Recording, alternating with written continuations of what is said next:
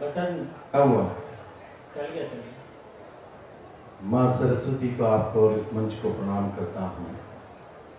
जो लोग मेरे सम्मान में खड़े हो गए हैं उनसे निवेदन कर रहा हूँ कि आप बैठ जाएं। मैंने अपना सम्मान स्वीकार कर लिया है। इसके बावजूद कुछ लोग जा रहे हैं। मेरी कविताओं को समझने के लिए व्यक्ति का 10वीं पास होना जरूरी है। उम्मीद है कि आप वापस लौटेंगे क्योंकि मैं आपको स्नातक मान रहा हूं। हमारे सनातन के सूर्य श्रद्धेय गुरुदेव उत्तम स्वामी जी महाराज की पावन उपस्थिति यहाँ पर है। मैं अक्सर दीपक एक बात सुनता हूं, हम लोग अक्सर सुनते हैं कि सूरज दिन में निकलता है, लेकिन हम बहुत भाग्यशाली हैं कि सनातन का सूर्य आज रात में भी हमारे सामने विराजमान है। मैं उनकी उपस्थिति को प्रणाम करता हूँ। बहुत अद्भुत ये कवि सम्मेलन हो गया है और बहुत अद्भुत कवियों ने सुनाया भी है। माताएं बहनें लगातार बिना किसी विषय के अपनी आदत के अनुसार बातचीत कर रही हैं। अगर ये ऐसा नहीं करें तो पता नहीं लगे कि ये माताएं बहनें ही हैं। लेकिन मैं आपकी शालीन उपस्थिति, आज बहुत कम बातचीत आप कर रही हैं और कविताएं सुन रही हैं, मैं आपको प्रणाम करता हूं। और विशेष प्रणाम इसलिए भी करता हूं गुरुदेव, एक आध बातें इस तरह की कर लूं उसके बाद में। विशेष प्रणाम मैं महिलाओं को इसलिए भी कर रहा हूं क्योंकि आज ये नाटक छोड़ करके आई हैं। हिंदुस्तान में महिलाएं रोज शाम को नाटक देखती हैं और नहीं देखने दो तो फिर करती हैं। ये वही लोग तालियां बजा रहे हैं जिनके हाथों से रोज शाम को रिमोट छीन लिया जाता है। पीछे तक के लोग बहुत ऊर्जा के साथ बैठे हैं।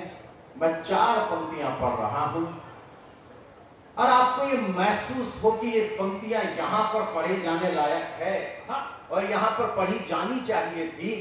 तो उसके बाद मैं मेवाड़ की मिट्टी पर खड़ा हूं।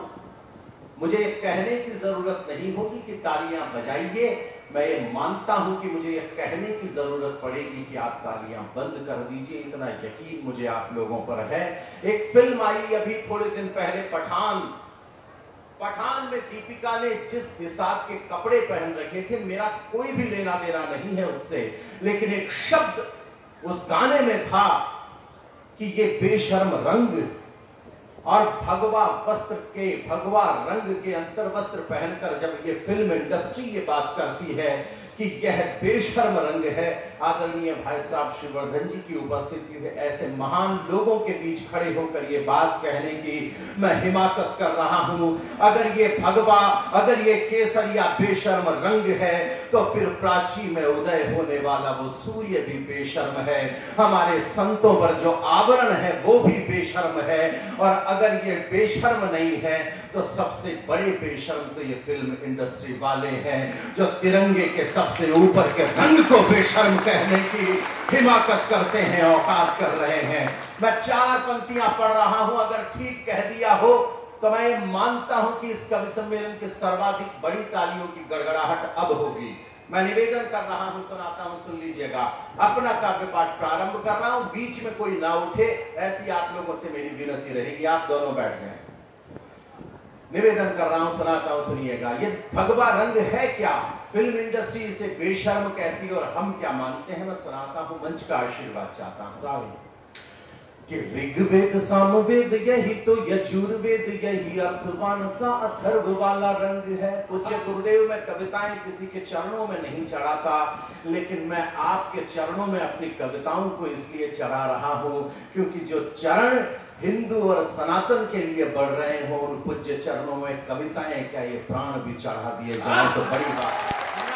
निवेदन कर रहा हूं, सुनाता हूं, सुन लीजिएगा। निवेदन कर रहा हूं कि ऋग्वेद सामवेद यही तो यजुर्वेद यही अर्थवान सा अथर्व वाला रंग है। तो सूरज हो संत या अनंत शून्य ब्रह्म पंथ, सर्व तत्व में समाया सर्व वाला रंग है। सर्व तत्व में समाया सर्व वाला रंग है। तो होली हो दिवाली या कि राम कृष्ण का जन्म, शक्ति की आराधना के पर्व वाला रंग है। और बॉलीवुड के दलालों को जाकर कह देना, शर्म वाला नहीं यह गर्व वाला रंग है, शर्म वाला। तालियां ज्यादा उम्मीद रख रहा हूं मैं कालियास के लोगों से कि शर्म वाला नहीं यह गर्व वाला रंग है, शर्म वाला नहीं यह गर्व वाला रंग है। बेटों में और बेटियों में क्या नजर आता है मुझे? लोग कहते हैं शाहरुख खान लगता है हमारा बेटा, हमारी बेटी कैटरीना कैफ जैसी लगती है। मैं एक बात कहना चाहता हूं कि हमारे महापुरुषों की उपमाएं इतनी कम नहीं हुई है कि हमें इन फिल्मी दलालों की उपमाएं देने की जरूरत पड़े। 4 पंक्तियां आपका कलमकार कहना चाहता है और कसम देता हूं या तो एक ताली नहीं या फिर इस देश के बेटे और बेटियों के लिए पताकाओं की तरह लहराते हुए हाथ मुझे पीछे तक नजर आए।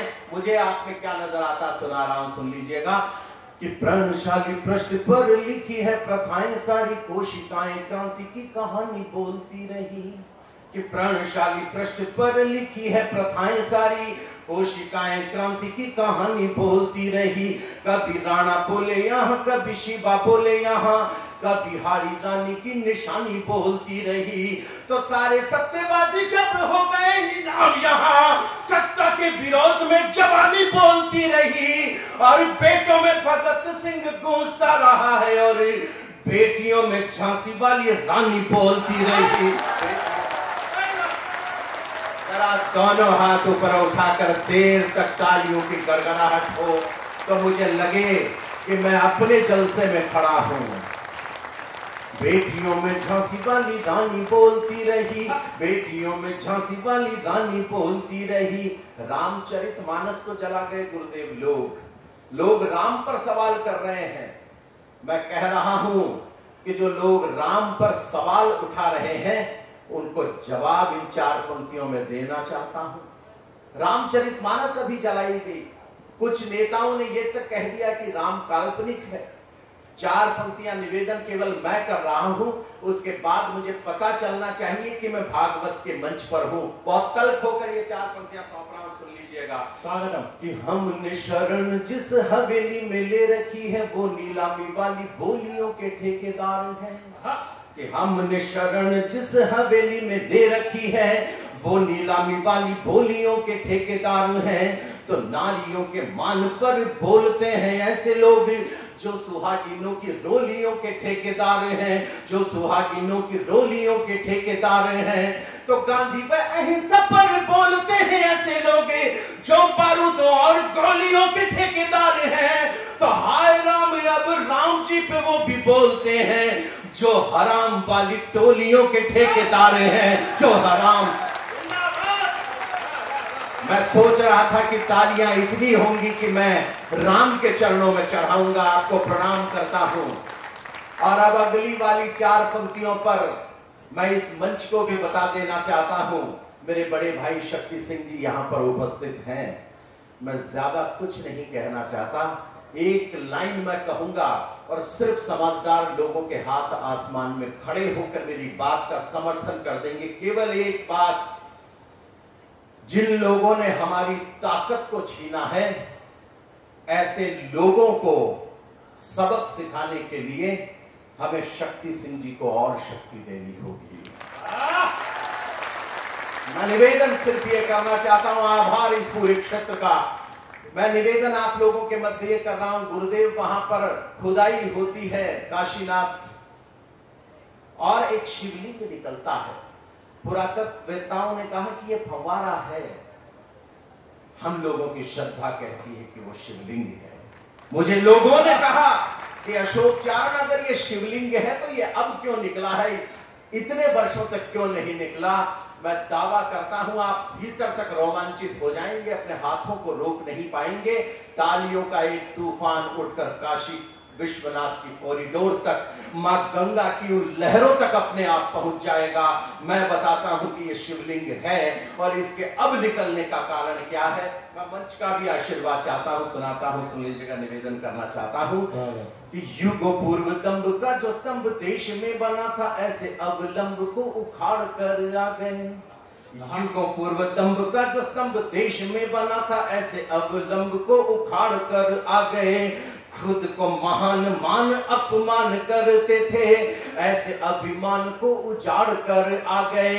ऐसे अभिमान को उजाड़ कर आ गए। तो उजली सी राह को जो स्याह कर सकते थे, उनको जटाओं से पछाड़ कर आ गए। तो राम जी के मंदिर का निर्माण देखने को महादेव धरती को फाड़ कर आ गए।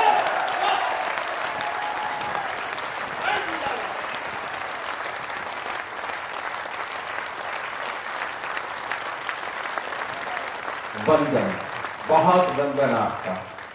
महादेव धरती को फाड़ कर, कुछ लोगों ने इशारा किया है, दोबारा पढ़ दूं इसे?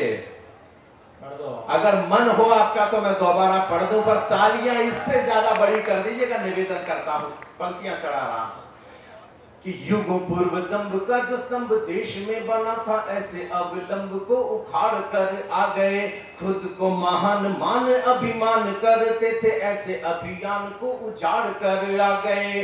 तो उजली सी राह को जो स्याह कर सकते थे, उनको जटाओं से पछाड़ कर आ गए। तो राम जी के मंदिर का निर्माण देखने को महादेव धरती को फाड़ कर आ गए।